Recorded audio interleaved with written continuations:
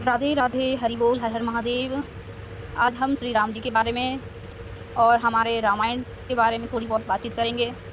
हाँ जी, तो आरंभ करते हैं। दुनिया भर में कितनी ही रामायण प्रचलित हैं।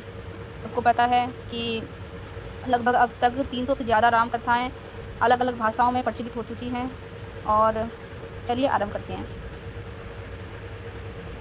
आदर्श, करुणा, दया, त्याग, शौर्य और साहस, इन सभी गुणों की सिर्फ एक ही परिभाषा है, वो है हमारे प्रिय दशरथ पुत्र श्री राम।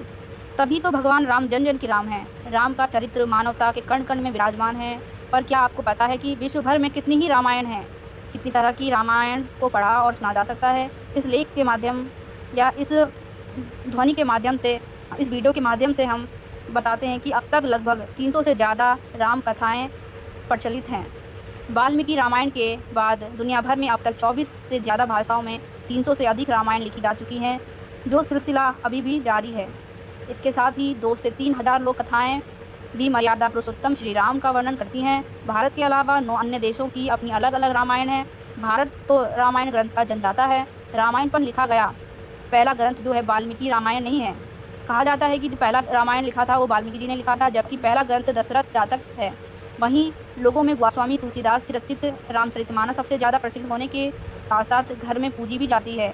लगभग हर घर में रामचरितमानस देखा जाता है, लेकिन मूल रूप से वाल्मीकि जी की ही राम कथा को सबसे ज़्यादा प्रमाणित माना गया है, क्योंकि वाल्मीकि जी श्री राम के समकालीन के ही थे और माता सीता ने उनके आश्रम में ही लव कुश को जन्म दिया था, जिन्होंने राम दरबार में मर्यादा पुरुषोत्तम श्री राम को रामायण का गुणगान करके सुनाया था। गोस्वामी तुलसीदास की रामचरितमानस और वाल्मीकि रामायण के अलावा तमिल में कंब रामायण को लिखा गया। वहीं रंगनाथ रामायण को तेलुगु में लेखन किया गया। रंगनाथ रामायण में विभीषण के लिए राम भक्त हनुमान ने बालू की लंका निर्माण किया था। हाँ जी बिल्कुल, रंगनाथ रामायण में विशेषकर ये बताया गया है कि जो विभीषण जी थे उनके लिए हनुमान जी, हमारे प्यारे हनुमान ने बालू की लंका बनाई थी।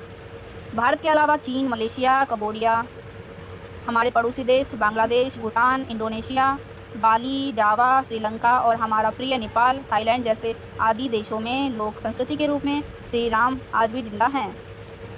विदेश में भगवान राम की कथाओं का मंचन बहुत लोकप्रिय है। जी बिल्कुल, भारत में नहीं अपितु अलग अलग देशों में भी राम जी फेमस हो रखे हैं। और कहा जाए तो राम जी ऐसी कोई स्थान नहीं है जहाँ पे राम जी को जानना ना जाता हो, पूजाना जाता हो।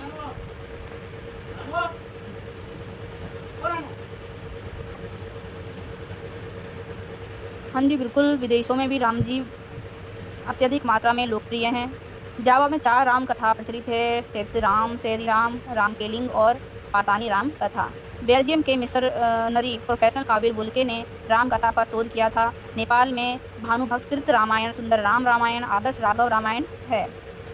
पुरानी कथाओं के अनुसार सबसे पहले श्री राम कथा को भगवान शंकर ने पार्वती को सुनाया।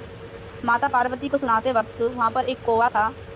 उस कथा को कौवे ने सुन लिया था, जिसका कांग भू सुंडी के रूप में पुनर्जन्म हुआ और उन्होंने राम कथा को अपने शिष्यों को सुनाया, जिसे इसका प्रचार प्रसार हुआ। इसके अलावा कहा जाता है कि राम भक्त हनुमान ने भी राम कथा को शिला पर लिखा, जो हनुमंत रामायण के नाम से प्रसिद्ध है। तभी तो कहते हैं हरि अनंत, हरि कथा अनंता, अर्थात हरि अनंत हैं और उनकी कथाएं भी अनंत हैं।